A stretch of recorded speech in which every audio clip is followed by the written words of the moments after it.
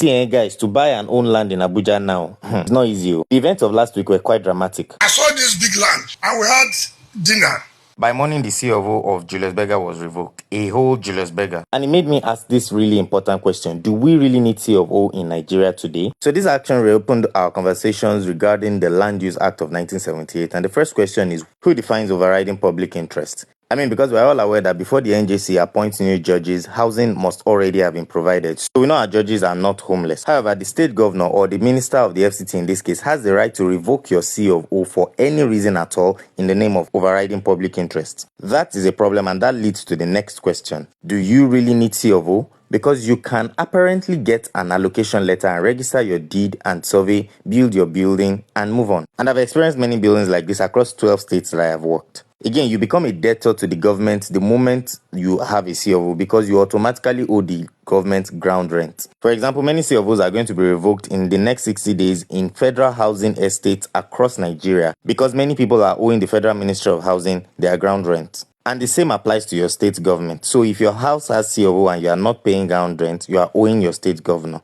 And this leads to the third question. Do you need to buy land if you are not financially ready to sustain it? Because Julius Berger lost their C of O due to their non-development of the land. Because truly the Land Use Act requires you to develop your land within a particular period according to that act. So when you are allocated land by the government, you must develop the land within a specific period. So some of you buying land from real estate companies today, they have a specific period that they must develop that land. And if you have not developed it and you want to do land banking like they tell you, well, I have good news for you. You may lose that land by revocation of the C of O. Look at Julius Berger, for example. They lost their land to judges who thankfully are not homeless. Do you think they will win a case against Nigerian judges in Nigerian courts? The good news is that they are not going to revoke your C of O overnight. There is a notice period and the FCT minister has given notice for a lot of C of Os that are going to be revoked in a number of days. The Federal Ministry of Housing has also done the same. The same has happened in Lagos State and it is going to happen across the nation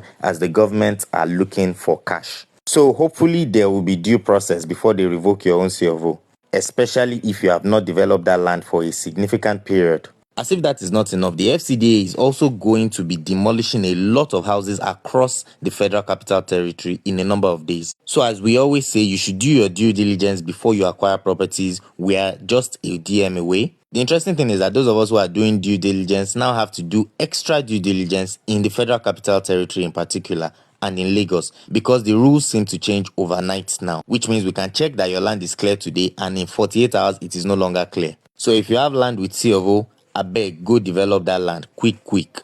And if you have questions about any property you're about to acquire in any part of Nigeria, please reach out to us.